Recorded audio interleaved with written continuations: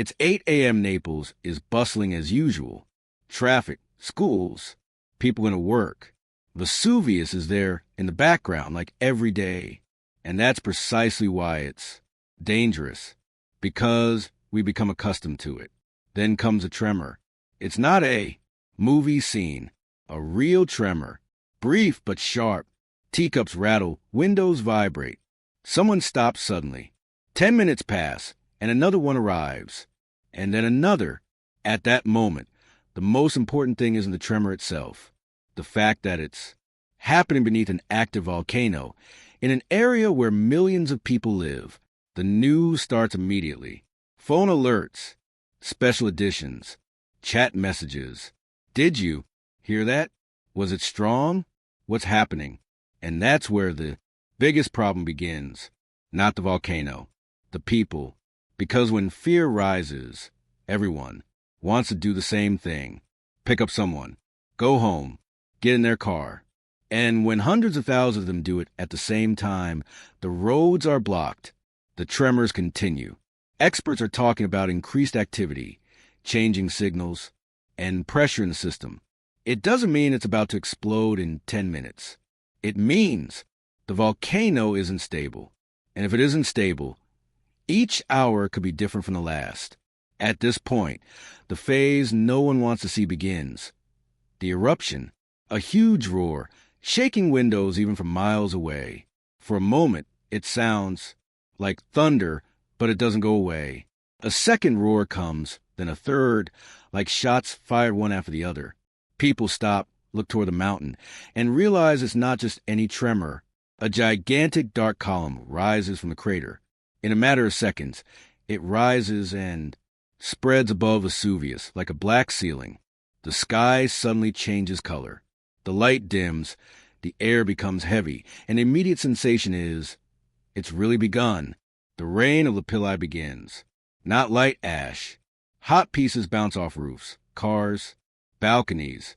They click, crackle, break windshields, clog gutters. Those outside run for shelter and understand that it's no longer time to look. It's time to run. Then the ash arrives. Thick, persistent, suffocating. The streets change consistency. They become slippery, dirty, gray. Visibility collapses. Car headlights illuminate only a wall of particles. Driving becomes dangerous. Breathing becomes difficult. People cough. Their eyes burn. Their throats close. Even those with improvised masks understand it's not enough. The ash enters everywhere. Homes, systems, cars, filters. Crush rock, abrasive, unforgiving. And while all this happens, the city comes to a standstill. Cars stop one after another. Scooters disappear. People get out of their vehicles and walk through the gray, looking for a place to stay. Shops are mobbed, and in a short time, water, masks, batteries, and medicines run out. Calls don't go through. Messages arrive in fits and starts. Panic spreads faster than information, and the ripple effect begins. If supplies don't arrive, shelves empty in hours. If traffic is blocked, ambulances arrive late. If ash enters filters and systems, many facilities begin to malfunction.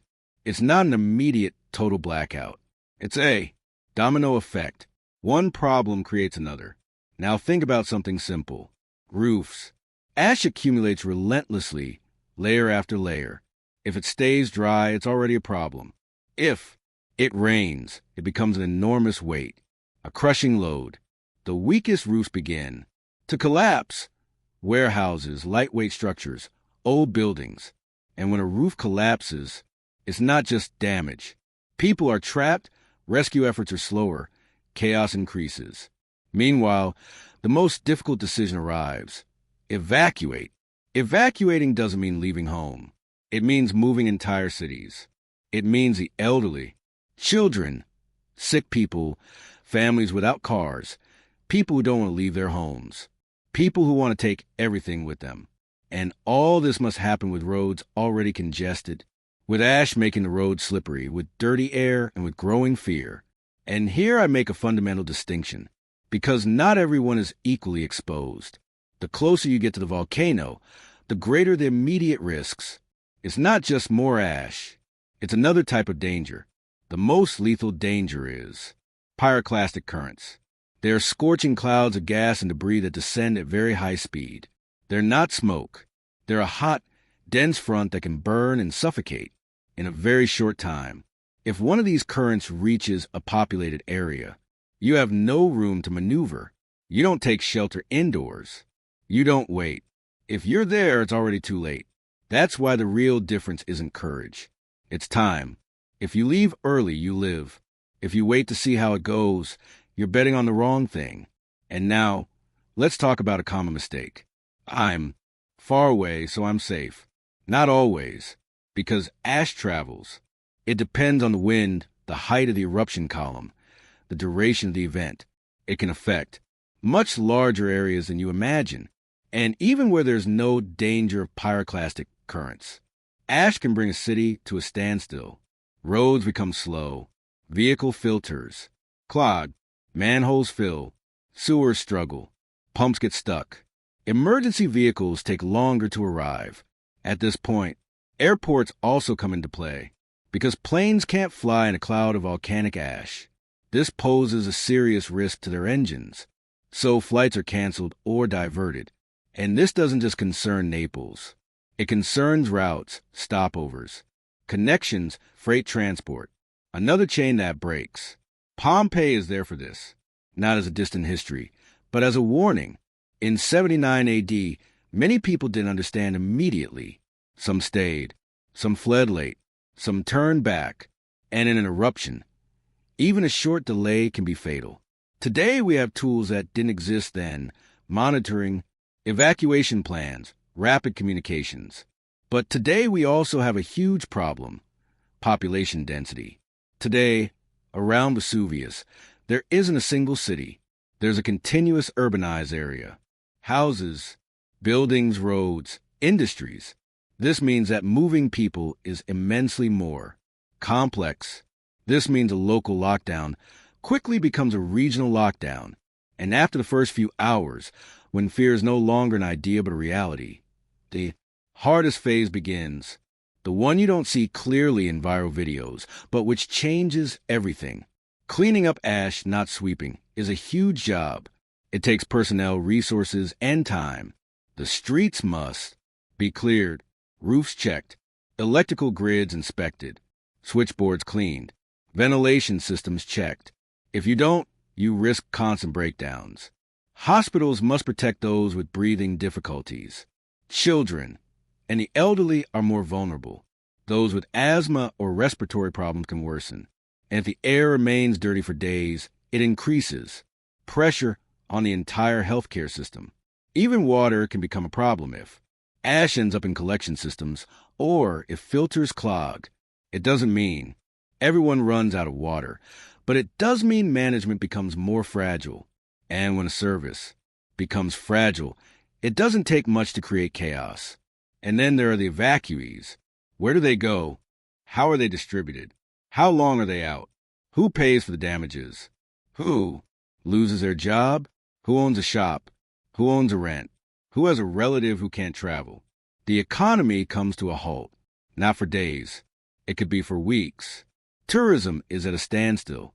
Businesses are closed. Transport is reduced. Ports and logistics are slowed down. And if the eruption lasts a long time or repeats in phases, normality won't return. Tomorrow, it will return when possible. So what is the final truth? Without drama or exaggeration, the truth is that Vesuvius is not just any mountain. It is an active volcano with an explosive history in the middle of one of the most populated areas of Europe. And if it erupted today, it wouldn't just be a local problem. It would be a huge crisis with immediate effects on people's lives and long-lasting consequences. But there is another truth as well, and this is an important one. It's not written that it must end in total disaster. The difference is made by preparation, the speed of decisions, the ability to follow real indications instead of chasing rumors and panic. Because against a volcano, you don't win with force. You win with time.